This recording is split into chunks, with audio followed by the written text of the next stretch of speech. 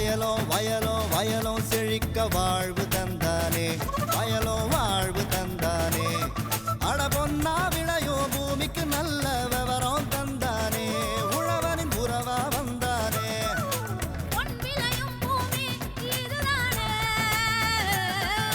வயலோ வயலோ வயலோ செழிக்க வாழ்வு தந்தானே, வயலோ வாழ்வு தந்தானே. அட பொன்னா விளையோ பூமிக்கு நல்ல விவரம் தந்தானே, உழவனின் உறவா வந்தானே. தந்தன தந்தன தன தந்தானே, மங்களம் பொங்கிட துணை வந்தானே. தந்தன தந்தன தன தந்தானே, மங்களம் பொங்கிட துணை வந்தானே. வேளாண் பெருமக்களுக்கு அன்பு வணக்கம். இன்றைய பொன் விளையும் பூமி நிகழ்ச்சியில் முதலில் வருவது வேளாண் செய்திகள், வேளாண் ஆலோசனை நேரம், வேளாண் சந்தை நிலவரம், வேளாண் வானிலை மற்றும் வேளாண் தொழில்நுட்பம். இன்றைய வேளாண் தொழில்நுட்ப பகுதியில் திருநெல்வேலி மாவட்ட வேளாண் பொறியியல் துறை பணிகள் குறித்து விரிவாக விவரிக்கின்றார் சேரன் மகாதேவி வேளாண் பொறியியல் துறை உதவி செயற்பொறியாளர் இ காந்திமதிநாதன் அவர்கள். இனி தொடர்வது வேளாண் செய்திகள்.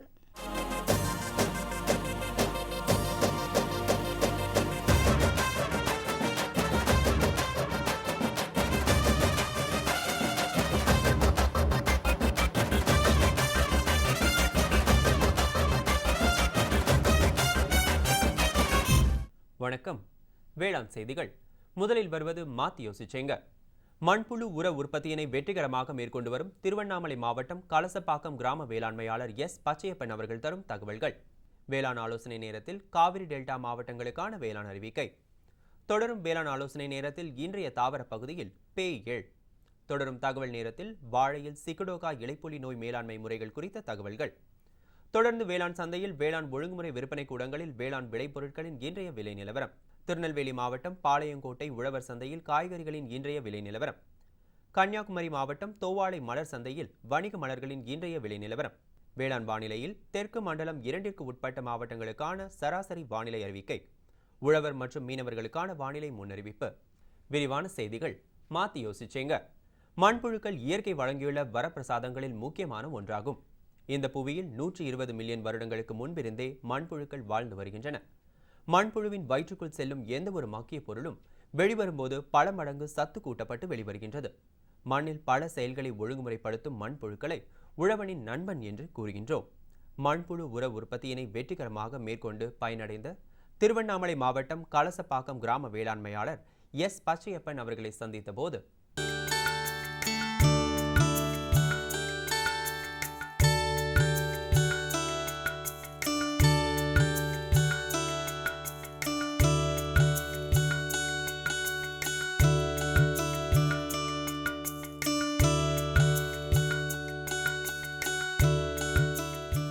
நான் 50 ஆண்டு காலமாக இயற்கை விவசாயம் செய்து வருகிறேன். அந்த நேரத்திலே நம்முடைய ஏடிஓ அவர்களை சந்தித்து மண்புழு உரம் தயாரிப்பதற்கு உதவி கேட்டேன். அப்பொழுது தேசிய வேளாண்மை திட்டத்தின் கீழ் 12-13 வருஷத்திலே இந்த 15,000 மானியத்தை எனக்கு வழங்கினார்கள். அது முதற்கொண்டு இந்த மண்புழு உரம் தயாரித்து என்னுடைய சொந்த நிலத்திற்கு மட்டும் போட்டு வருகிறேன். இந்த மக்கிய தொழு உரத்தை கொண்டு வந்து இதை சேமித்து இதை பயன்படுத்துகிறோம். முதலில் கீழே தென்னை மட்டை கீழே புழு தங்குவதற்காக வைத்துவிட்டு மேற்கொண்டு ஒரு அடி மக்கிய உரத்தை போட்டு ஒரு அடி மக்கிய தழை இலைகளை பாதி மக்கிய இலைகளை போட்டு அதற்கு மேல் மறுபடியும் மக்கிய உரத்தை போட்டு பிற்பாடு புழு விட்டுவிட்டு அந்த புழு வளர்வதற்காக மோர் கரைசல், வெல்லம் 2 மற்றும் சாணி இது 3ஐயும் கரைத்து ஒரு 3 நாளைக்கு ஒரு முறை தெளித்து வந்தோமானால் உடனடியாக புழு வளர்ச்சி அடைந்துள்ளது. இதில் விட்டிருக்கிற புழு ஆப்பிரிக்கன் புழு என்று சொல்வார்கள். இந்த உரத்தை நம்முடைய நிலத்திற்கு இடும் பொழுது மண்வளம் பெருகி தண்ணீரை சேமித்து வைத்து நம்முடைய நஞ்சில்லா உணவு வைப்பதற்காக இந்த பயிரை செய்வதற்கு இந்த மண்புழு உரத்தை பயன்படுத்துகிறேன். மேலும் எனக்கு 5 கறவல் பசுகள் உள்ளது. அந்த சாணியை கொண்டு கீழே பரப்பி விட்டு அதற்கு மேல் கடலை பிண்ணாக்கு மற்றும் பச்சை பயிறு மாவு, கேழ்வரகு மாவு, கம்பு மாவு மற்றும் பல வகை தானிய மாவுக்களை கரைத்து தொளித்து விட்டோமானால் ஒரு 2 முறை அந்த மாதிரி தெளித்து விட்டு அதை பிறகு இந்த சாணி கரைசலை மூலமாக நம்முடைய மண்புழுவுக்கு போட்டோமானால் மண்புழு சீக்கிரமாக வளர்ந்து எரு ஒரு 45 நாள் இல்லை 50 நாளிலே நம்முடைய வயலுக்கு போடுகிற அளவுக்கு சரியாக வந்து விடுகிறது. ஆகவே இந்த மண்புழு உரம் தயாரிப்பதனால் எனக்கு சுமார் 20 ஏக்கர் நிலம் உள்ளது. அந்த 20 ஏக்கர் நிலத்திற்கும் இந்த மண்புழு உரத்தையே போட்டு பயிர் வைக்கிறேன். வேறு எந்த ரசாயன உரமும் பூச்சி மருந்து அடிப்பதில்லை. ஏற்கனவே நான் பயிர் வைத்திருக்கும்போது ரசாயன உரம் பயன்படுத்தும் போது கதிர்நாவாய் பூச்சி வந்து வெள்ளை கதிராகி மகசூல் குறையும். இந்த மண்புழு உரம் போட்ட உடனே எந்தவித பூச்சி தாக்குதலோ மற்றதோ வருவதற்கில்லை. மேலும் பாரம்பரிய வகைகளான கச்சிலி சம்பா, குள்ளங்கார், மாப்பிள்ளை சம்பா, வெள்ளை பொன்னி, சாமை, விறகு போன்ற பயிர்களை பயிர் செய்து நம்முடைய பொதுமக்களுக்கு தேவையான நஞ்சிலா உணவுப் பொருட்களை வழங்கி வருகிறேன். மேலும் விவரங்கள் பெற வேளாண்மையாளர் எஸ் பச்சையப்பன் அவர்களை 09442811698 என்ற கைபேசி எண்ணில் தொடர்பு கொள்ளவும். இனி தொடர்வது வேளாண் ஆலோசனை நேரம்.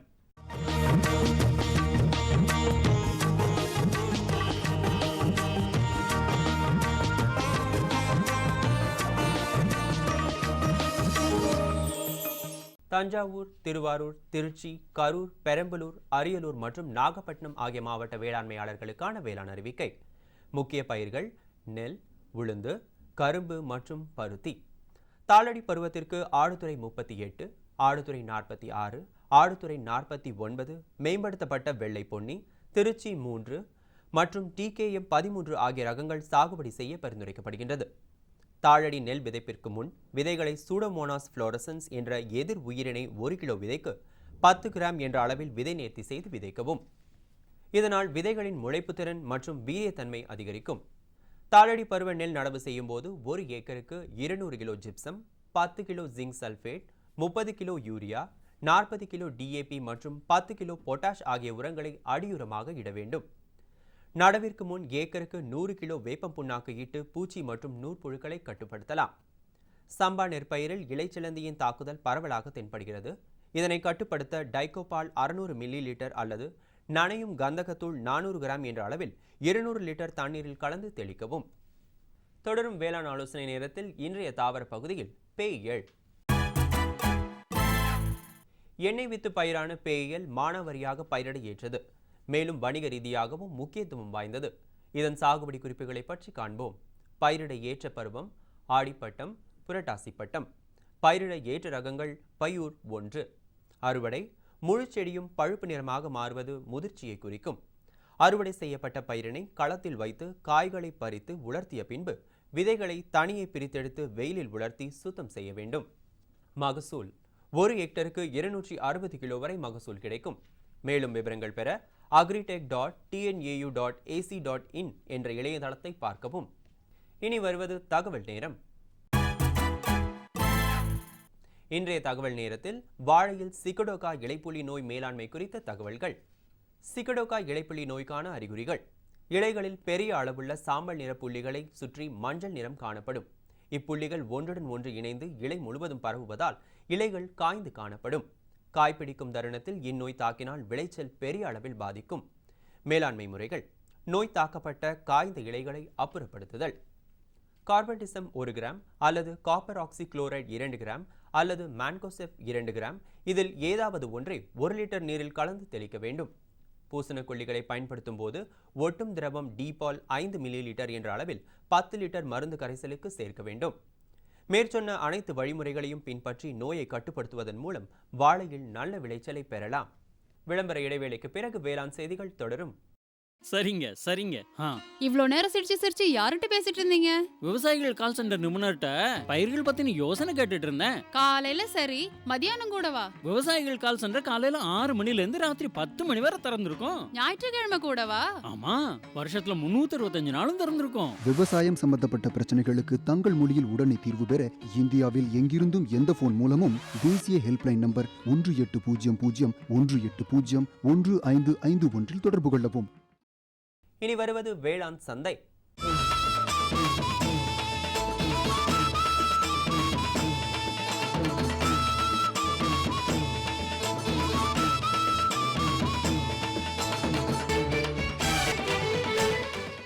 வேளாண் சந்தையில் தமிழ்நாடு ஒழுங்குமுறை விற்பனை கூடங்களில் வேளாண் விளைபொருட்களின் இன்றைய விலை நிலவரம்.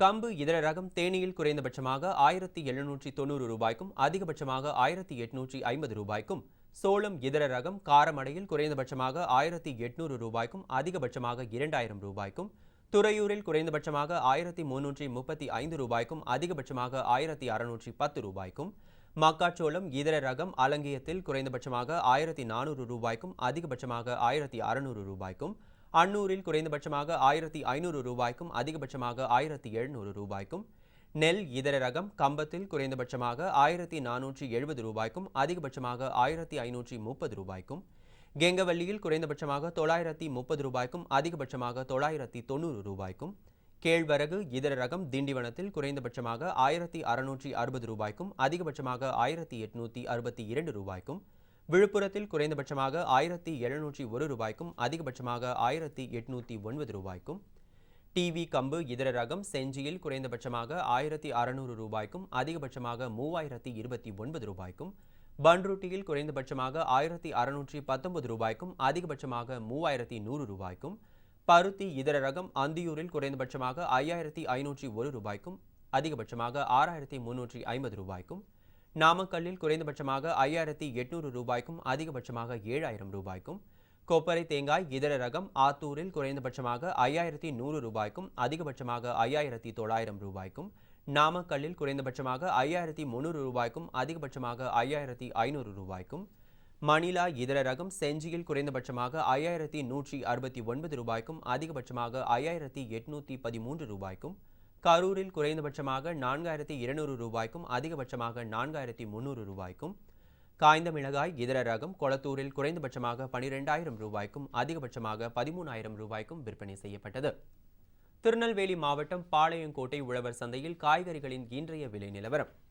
கத்தரிக்காய் 1 கிலோ 15 ரூபாய்க்கும், வெண்டைக்காய் 1 கிலோ 16 ரூபாய்க்கும், அவரைக்காய் 1 கிலோ 35 ரூபாய்க்கும், புடலங்காய் 1 கிலோ 14 ரூபாய்க்கும், சொரக்காய் 1 கிலோ 8 ரூபாய்க்கும், பாகற்காய் 1 கிலோ 24 ரூபாய்க்கும், பீர்க்கங்காய் 1 கிலோ 15 ரூபாய்க்கும், மாங்காய் 1 கிலோ 80 ரூபாய்க்கும், முருங்கைக்காய் 1 கிலோ 24 ரூபாய்க்கும், கொத்தவரை 1 கிலோ 14 ரூபாய்க்கும், சின்ன வெங்காயம் 1 கிலோ 24 ரூபாய்க்கும், பெரிய வெங்காயம் 1 கிலோ 14 ரூபாய்க்கும், பச்சை மிளகாய் 1 கிலோ 20 ரூபாய்க்கும், தக்காளி 1 கிலோ 20 ரூபாய்க்கும், இஞ்சி 1 கிலோ 40 ரூபாய்க்கும், பரங்கிக்காய் 1 கிலோ 10 ரூபாய்க்கும், பூசணிக்காய் 1 கிலோ 10 ரூபாய்க்கும், வாழைக்காய் 1 கிலோ 30 ரூபாய்க்கும், தேங்காய் 1 கிலோ 23 ரூபாய்க்கும், முள்ளங்கி 1 கிலோ 18 ரூபாய்க்கும், கருணைக்கிழங்கு 1 கிலோ 30 ரூபாய்க்கும், சேனைக்கிழங்கு 1 கிலோ 32 ரூபாய்க்கும், உருளைக்கிழங்கு 1 கிலோ 25 ரூபாய்க்கும், பீன்ஸ் 1 கிலோ 46 ரூபாய்க்கும், கேரட் 1 கிலோ 35 ரூபாய்க்கும், பீட்ரூட் 1 கிலோ 16 ரூபாய்க்கும்,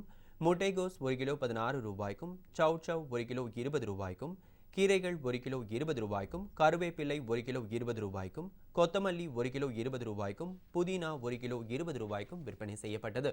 கன்னியாகுமரி மாவட்டம் தோவாளை மலர் சந்தையில் வணிக மலர்களின் இன்றைய விலை நிலவரம். கத்தரி ரோஸ் 20 பூக்கள் கொண்ட பாக்கெட்டின் விலை 15 ரூபாய்க்கும், மல்லிகை 1 கிலோ 300 ரூபாய்க்கும், முல்லை 1 கிலோ 300 ரூபாய்க்கும், கனகாமரம் 1 கிலோ 150 ரூபாய்க்கும், செண்டுமல்லி 1 கிலோ 30 ரூபாய்க்கும், வாடாமல்லி 1 கிலோ 20 ரூபாய்க்கும், பட்டன் ரோஸ் 1 கிலோ 80 ரூபாய்க்கும், துளசி 1 கிலோ 20 ரூபாய்க்கும், சம்பங்கி 1 கிலோ 30 ரூபாய்க்கும், அரளி 1 கிலோ 100 ரூபாய்க்கும், காக்கடா 1 கிலோ 200 ரூபாய்க்கும், கோழிக்கொண்டை 1 கிலோ 25 ரூபாய்க்கும் விற்பனை செய்யப்பட்டது. இனி வருவது வேளாண் வானிலை.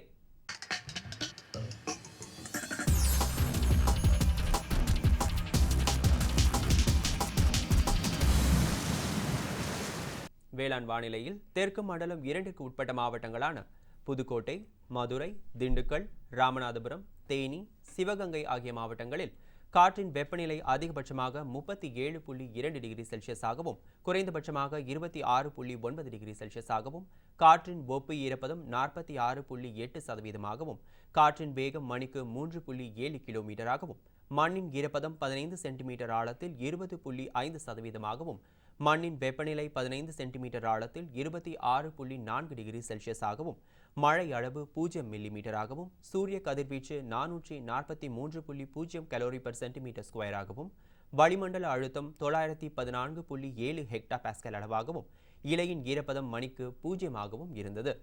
வானிலை முன்னறிவிப்பு. உழவர்களுக்கான வானிலை முன்னறிவிப்பு. தமிழகம் மற்றும் புதுச்சேரியில் ஓரிரு இடங்களில் மழையோ அல்லது இடியுடன் கூடிய மழையோ பெய்யக்கூடும். மீனவர்களுக்கான வானிலை முன்னறிவிப்பு. தமிழகம் மற்றும் புதுச்சேரி கடலோர பகுதிகளில் தென்மேற்கு திசையில் இருந்து மணிக்கு 45 முதல் 55 கிலோமீட்டர் வேகத்தில் பலத்த காற்று வீசக்கூடும். இத்துடன் இன்றைய வேளாண் செய்திகள் நிறைவடைந்தது. வணக்கம். குழம்புல மசாலா அதிகமா இருக்கு. எத்தனை முறை சொல்லியிருக்கேன், எவ்வளவு தேவையோ அதை மட்டும் போடுன்னு. அட, நான் எப்பவோ ஒரு முறை இப்படி பண்றேன். ஆனா நீங்க வயல்ல எப்பவுமே கண்ட கிருமி நாசினிய போடுறீங்க. அப்ப அது மருமக சொல்றது சரிதான். பாரு, வயல்ல எத்தனை தேவையோ அத்தனை மருந்து தான் போடணும்.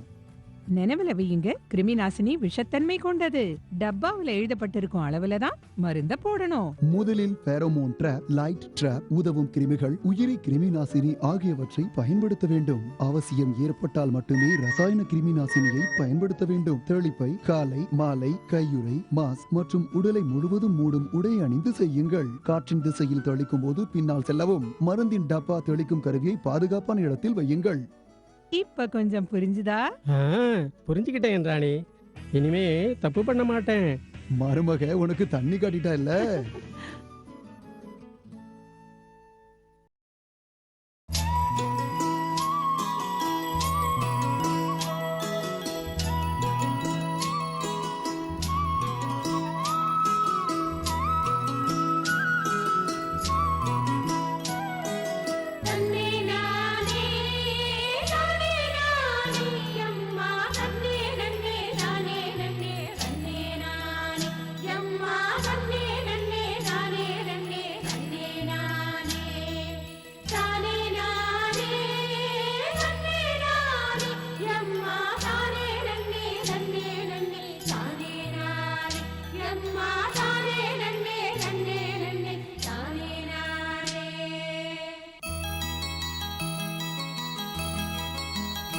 நிலம் மற்றும் நீர் வளங்களை பாதுகாத்தல், மேம்படுத்துதல் மற்றும் பராமரித்தல் போன்ற பணிகளில் வேளாண்மை பொறியியல் துறை சிறப்பாக ஈடுபட்டு வருகின்றது. மேலும் வேளாண்மையை இயந்திரமாக்குதல், பாசன பகுதிகளில் நீர் மேலாண்மை மற்றும் பசுமை சக்தியை முதன்மைப்படுத்துதல் போன்ற பல்வேறு திட்டங்கள் வேளாண்மை பொறியியல் துறையால் செயல்படுத்தப்படுகின்றன. திருநெல்வேலி மாவட்டத்தில் செயல்படுத்தப்படும் வேளாண் பொறியியல் துறையின் பணிகள் குறித்து விரிவாக விவரிக்கின்றார் சேரன் மகாதேவி வேளாண் பொறியியல் துறை உதவி செயற்பொறியாளர் இ. காந்திமதிநாதன் அவர்கள்.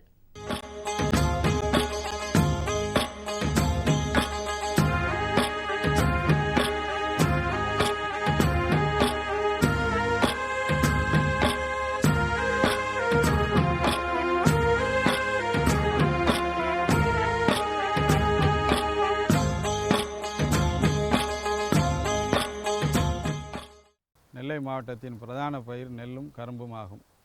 இங்கே வாழையும் அதிக அளவிலே பயிரிடப்படுகிறது. இது போக தாமிரபரணி பாயாத மற்ற இடங்களிலே வறட்சிக்கு உண்டான பகுதிகளிலும் விவசாயம் நடைபெறுகிறது. அங்கு மரப்பயிர் மற்றும் மில்லட்ஸ்ன்னு சொல்லக்கூடிய சிறுதானிய பயிரும் விளைச்சலும் இங்கே உள்ளது, அதிகமாக உள்ளது. இந்த நெல்லை மாவட்டத்திலே வேளாண்மை பொறியியல் துறையின் பங்களிப்பு விவசாயிகளுக்கு மிகவும் அத்தியாவசியமானது. நீர்வளத்தையும் நிலவளத்தையும் பாதுகாப்பது மட்டுமே இந்த வேளாண்மை பொறியியல் துறையின் குறிக்கோளாகும். இதற்கான திட்டங்கள் வேளாண்மை பொறியியல் துறையில் பல உள்ளன. அவற்றை பற்றி சிலவற்றை தெரிவிக்கிறேன். ஒன்று, நில மேம்பாட்டு திட்டம். இந்த திட்டத்தின் கீழ் வேளாண்மை பொறியியல் துறையில் 3 மண் தள்ளும் இயந்திரம் உள்ளது. அதனுடைய வாடகை மணிக்கு ரூபாய் 840 ஆகும். மேலும் 8 உழுவை இயந்திரங்கள் டிராக்டர்கள் உள்ளது. அதனுடைய வாடகை மணிக்கு ரூபாய் 340 ஆகும். அறுவடை இயந்திரங்கள் 3 உள்ளன இந்த மாவட்டத்திலே. 1 டிராக்கிங் டைப் ரப்பர் டிராக் உள்ளது, மீதம் 2 சக்கரங்கள் பொருத்தியது. ரப்பர் டிராக்கிங் டைப்புக்கு வாடகை 1475, டிராக்கிங் டைப்புக்கு 875 ரூபாய் ஒரு மணிக்கும் நிர்ணயம் செய்துள்ளது. இந்த 2 கருவிகள் அல்லாமல் சிறுபாசன திட்டத்தின் கீழ் இத்துறையில் பாறை துளைக்கும் கருவி ராக் பிளாஸ்டிங் யூனிட் உள்ளது. இதனுடைய வாடகை ஒரு நாளைக்கு 250 ரூபாய். கிணறுகளை ஆழப்படுத்துவதற்கு இதனை இந்த விவசாயிகள் பயன்படுத்தி கொள்ளலாம். வேளாண்மை பொறியியல் துறையின் இயந்திரங்கள் அனைத்தும் மாவட்டத்திலுடைய அனைத்து விவசாயிகளுக்கும் ஒரே நேரத்தில் கிடைப்பது அரிது. அதை சரி செய்யும் விதத்திலே அரசானது வேளாண் வாடகை மையம் கஸ்டம் ஹையரிங் சென்டர் என்ற ஒரு திட்டத்தை அறிமுகப்படுத்தியுள்ளது.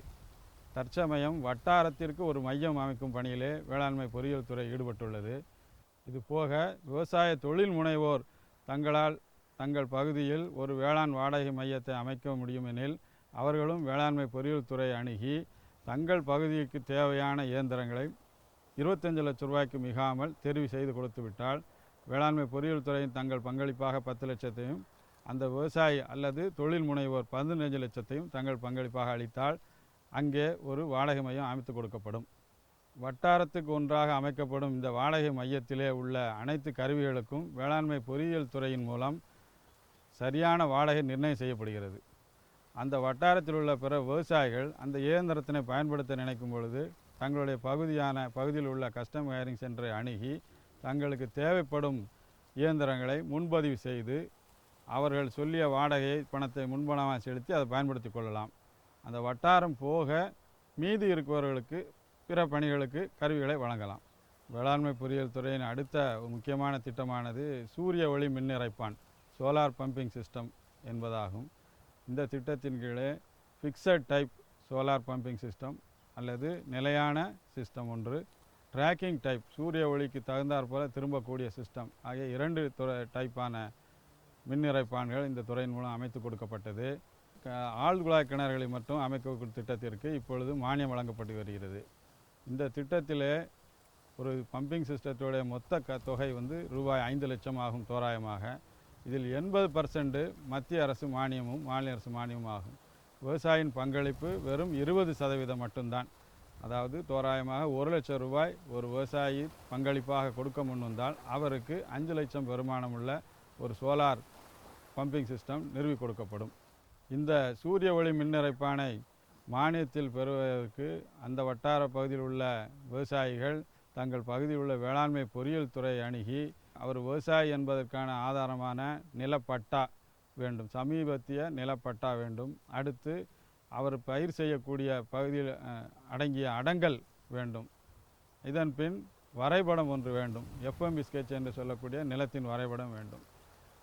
அவருடைய இருப்பிடச் சான்று ரேஷன் கார்டு ஜெராக்ஸ் ஒன்று அலுவலகத்துக்கு வேண்டும். பாஸ்போர்ட் சைஸ் புகைப்படம் 2 எண்ணமும் வேண்டும். இதை கொண்டு அலுவலகத்தில் உள்ள முறையான படிவத்திலே நிரப்பி கொடுத்தால் அவர்கள் முன்னுரிமை பதிவேட்டில் பதிவு செய்யப்படுவார்கள். வரிசை கிரமமாக அவர் பெயர் வரும் சமயத்தில் அவருக்கு மானியத்தில் இயந்திரம் வழங்கப்படும். மேற்கு தொடர்ச்சி மலை அபிவிருத்தி திட்டம் என்ற ஒரு திட்டம், சிறப்பான திட்டம் நடைபெற்று வந்தது. இத்திட்டத்தின் கீழே மேற்கு தொடர்ச்சி மலை கிராமங்களிலே மலையிலிருந்து வழிந்தோடும் நீரை நடக்க வைத்து அதை தேவையான இடத்திலே நிறுத்தி பூமிக்குள் செலுத்துவதே ஆகும். இத்திட்டத்தின் கீழே ஃபர்ஸ்ட் ஆர்டர் கல்லி என்று சொல்லக்கூடிய மலையிலே தோன்றக்கூடிய ஓடையிலே ட்ரை ஸ்டோன் மேசன்ட்ரி என சொல்லப்படும் உலர் தடுப்பணைகள் முதலில் அமைக்கப்பட்டன. அதற்கு கீழே செகண்ட் ஆர்டர் கல்லி என்கிற 2ஆம் மட்ட ஓடைகளிலே கேபியான் செக்டாம் எனப்படும் கம்பி வலை தடுப்பணைகள் அமைக்கப்பட்டது. அதற்கும் கீழே தேர்ட் ஆர்டர் கல்லி என்று சொல்லப்படுகின்ற ஓடைகளிலே சிமெண்ட் ஸ்ட்ரக்சர், சிமெண்ட்டு கல் கொண்டு செய்த தடுப்பணைகள் கட்டப்பட்டன. இதற்கும் கீழே உள்ள பகுதிகளிலே பெர்குலேஷன் பாண்ட் என்று சொல்லக்கூடிய கசிவுநீர் குட்டைகள் அமைக்கப்பட்டன. இத்திட்டத்தின் மூலம் சிறிய கல்லிகள் அகலமாவதை தடுத்து நிறுத்துவதுடன் அந்த இடங்களிலே நீர் உள்ளே புகுவதற்கு ஏற்பாடும் செய்யப்பட்டது. அடுத்து வேளாண்மை பொறியியல் துறையின் மூலம் சூரிய கூடார உலர்த்தி அமைக்கப்பட்டு வருகிறது. இத்திட்டத்தின் கீழே 400 சதுர அடி மற்றும் 600 சதுர அடி அளவிலே சோலார் ட்ரையர் அமைக்கப்பட்டு வருகிறது. இதனுடைய மொத்த மதிப்பு சுமார் 3.84 லட்சம் ஆகும். 50% மானியம் இந்த திட்டத்திலே செயல்படுத்தப்பட்டு வருகிறது. சூரிய கூடார உலர்த்தி அமைப்பதற்கு குறைந்தது 400 சதுர அடியிலிருந்து 600 சதுர அடி நிலம் நமக்கு தேவை. இதிலே தரை அமைப்பாக கடப்பா ஸ்டோன் என்று சொல்லக்கூடிய கடப்பா கல் அமைக்கப்படுகிறது. மேலே பாலி கார்பனேட் ஷீட்டு கொண்டு வளைவாக அந்த 400 சதுர அடியுமே மூடப்படுகிறது. சூறாவளி பாலி கார்பனேட் ஷீட்டானது சூறாவளியை மிக அதிகமாக கவரக்கூடிய திறன் உள்ளது. இதன் மூலம் உள்ளே வைக்கக்கூடிய விளைபொருள் ஈரப்பதம் நீங்கி உலர்வதற்கு ஏதுவாக இருக்கிறது.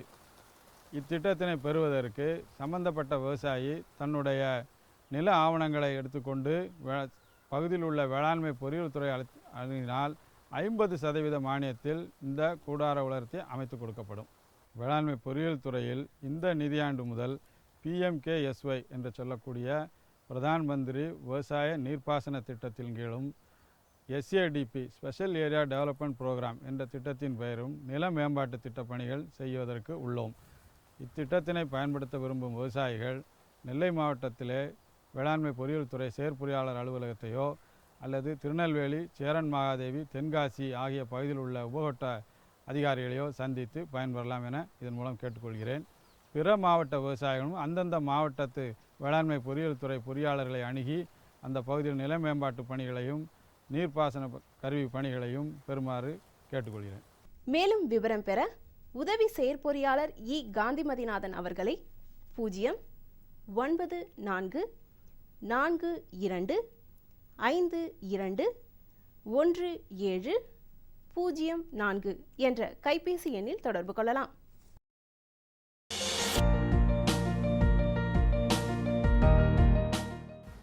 வேம்பு கலந்த யூரியா. சிறந்த உற்பத்திக்காக வேம்பு கலந்த யூரியா நம் நாட்டிலேயே 70 லட்சம் டன்னாக அதிகரிக்க 6 ஆலைகள் சீரமைக்கப்படுகின்றன. FCIL-இன் கோரக்பூர், சித்ரி, தல்சர் மற்றும் ராமகுண்டம் ஆலைகள், HFCL-இன் பரௌனி மற்றும் BVFCL-இன் நாமருல் போர்ட் ஆகியன. பழம் நழுவி பாலில் விழுந்தது போல இப்பொழுது நம் நாட்டிலேயே வேம்பு கலந்த யூரியா உற்பத்தி செய்யப்படும்.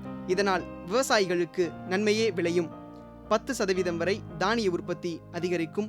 மண்ணில் 10-15% நைட்ரஜன் திறன் அதிகரிக்கும். சிறந்த உற்பத்திக்கு வேம்பு கலந்த யூரியா.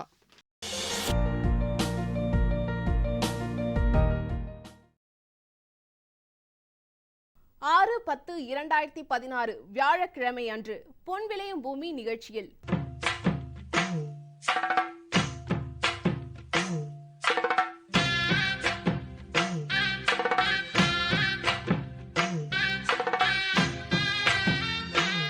மாத்தி யோசிச்சேங்க. எண்ணெய் பனை மற்றும் சூரிய ஒளி மின் மோட்டார் பயன்படுத்தி நன்மை அடைந்த விழுப்புரம் மாவட்டம் விக்கிரவாண்டி கிராம வேளாண்மையாளர் பி. பஷீர் அகமது அவர்கள் தரும் தகவல்கள். வேளாண் ஆலோசனை நேரத்தில் கோயம்புத்தூர் தமிழ்நாடு வேளாண்மை பல்கலைக்கழகம் வழங்கும் வேளாண் மண்டலங்களுக்கான வேளாண் அறிவிக்கை. தொடரும் வேளாண் ஆலோசனை நேரத்தில் இன்றைய தாவர பகுதியில் கண்வலி கிழங்கு, வேளாண் தொழில்நுட்ப பகுதியில் கறவை மாடுகளில் தங்கிய நச்சுக்கொடியும் அதற்கான தீர்வு முறைகளும் குறித்து தஞ்சாவூர் மாவட்டம் ஒரத்தநாடு கால்நடை மருத்துவக் கல்லூரி மற்றும் ஆராய்ச்சி நிலைய கால்நடை இனவருத்தி மற்றும் ஈனியல் துறை உதவி பேராசிரியர் டாக்டர் எஸ். ராஜா அவர்கள் தரும் விளக்கம் ஆகியன இடம்பெறும். இன்றைய பொன் விளையும் பூமி நிகழ்ச்சி இடம்பெற்ற அனைத்து பகுதிகளும் உங்களுக்கு பயனுள்ளதாக அமையும் என நம்புகிறோம். பொன் விளையும் பூமி நிகழ்ச்சியை நீங்கள் இணையதளம் வழியாகவும் காணலாம். எங்களின் இணையதள முகவரி www.youtube.com/user/agriculture-chennai மற்றும் www.ddpodigai.org.in என்ற இணையதளத்திலும், ட்விட்டர் மற்றும் ஃபேஸ்புக் ஆகிய சமூக வலைதளங்களில் அக்ரி-டிடி சென்னை என்ற முகவரியில் பார்த்து பயன்பெறலாம். உங்கள் கருத்துக்கள் மற்றும் ஆலோசனைகள் வரவேற்கப்படுகின்றன. அனுப்ப வேண்டிய மின்னஞ்சல் முகவரி ddagri05chennai@gmail.com. மேலும் வேளாண்மை குறித்த விவரங்கள் பெற www.farmer.gov.in என்ற இணையதளத்திலும் 1800-180-1551 என்ற தொலைபேசி எண்ணிலும் தொடர்பு கொள்ளலாம். மீண்டும் நாளைய பொன் விளையும் பூமி நிகழ்ச்சியில் சந்திப்போம். நன்றி, வணக்கம்.